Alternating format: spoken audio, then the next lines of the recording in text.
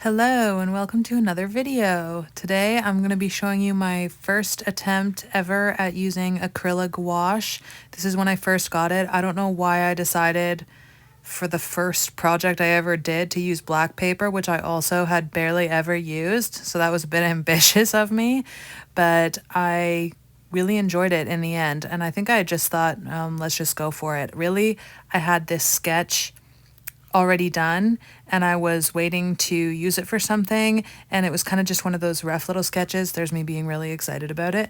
And so I thought it was a good one to just get started with because I didn't care so much about the sketch. I just thought, like, let's just do something easy to start with. And what a surprise, it's a tree stump with, you guessed it, there's going to be moss on it.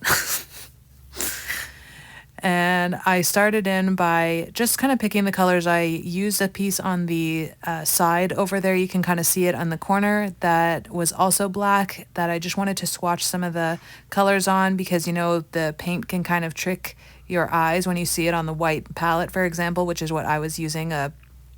The palette was white, so it looks darker on the palette, of course, than it will on the paper. So I went for sort of a more ashier kind of color at first, but then I decided to go a bit warmer and just kind of go for it. And of course, it looks a little different when dry, but not a big deal. I'm using the holbein acrylic gouaches, and they're just so great, and I love them so much. And since I've made this this piece right here that I'm doing right now, it's been quite a while. Maybe I made this in March, and it is now just almost June. It's May 28th right now as I'm doing this voiceover, so I've learned a lot more since then, and I've definitely painted a lot more with these paints as well, and I just really enjoy them, and it's basically my new thing, so.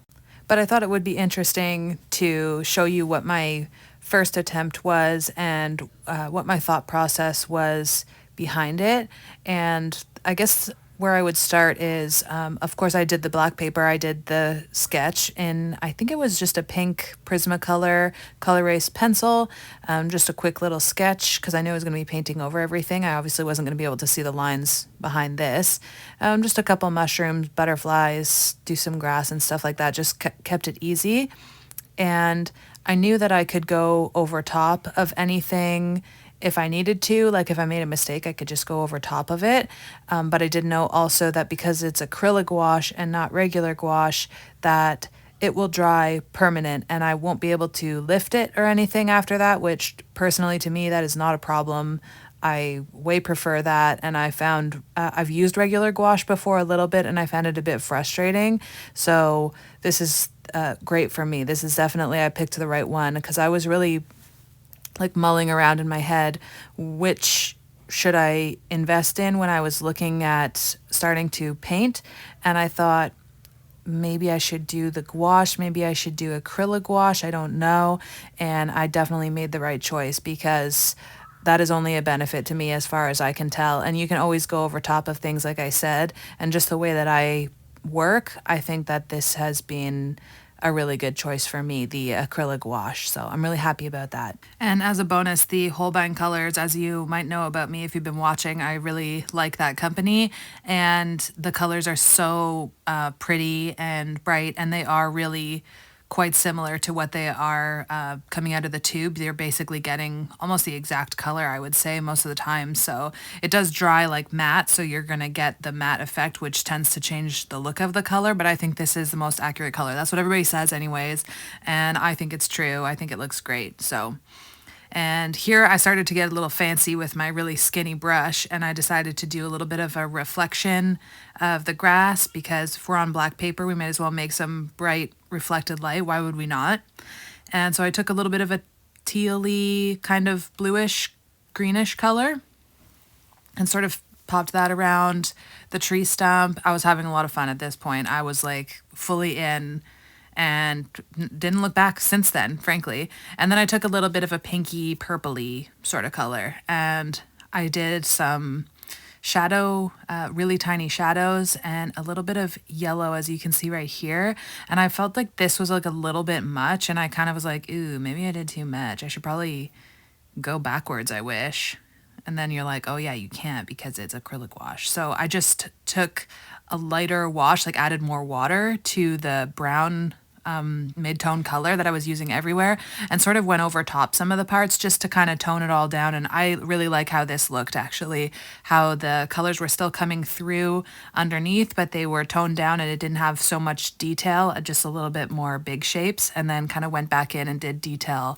And I was like, whoa, take it back a second. So that worked out really well. Again, love it. Can't say enough good things about it.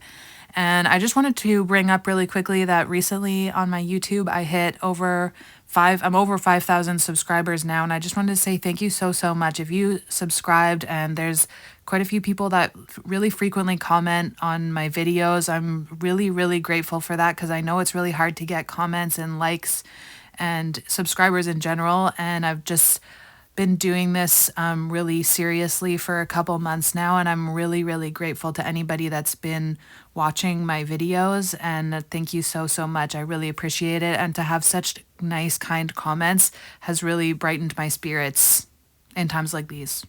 Thank you.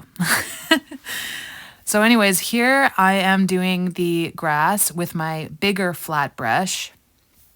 Oh, and I also had picked up these flat brushes, I should say, and I love them. I love working with the flat brushes. The reason why I got them flat like that was because I saw that M. Hughes Art was using flat brushes.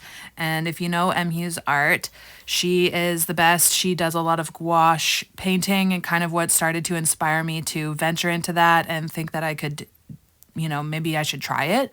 And she does a lot of portraits and stuff, so you should definitely check her out, because so good. So and she has really good tips as well. So she uses flat brushes, and I thought, okay, well, obviously I need to get them if that's what she's using, so couldn't go wrong. And I love them. I think it's really changed the experience versus like the other kind of brush, would be like a pointier brush. I'm sure you can use that, but I just found the flat brush is really what I don't know, like I'm inspired to use. It works out really well, especially for the kind of stuff I like to do. Being tree trunks, I guess. The reason why I like to do tree trunks all the time, I know this is like a really random stream of consciousness YouTube video, but I didn't have anything planned, so I just wanted to show you what I did. But the reason why I always do tree trunks is because there's like little guys that could be living in there, and I think that's really cool, and I like that. So that's why I always go for trees and stuff, because I want you to think that there's things living in there, and that excites me. Anyways, here's the finished piece, cinematic ending. Bye!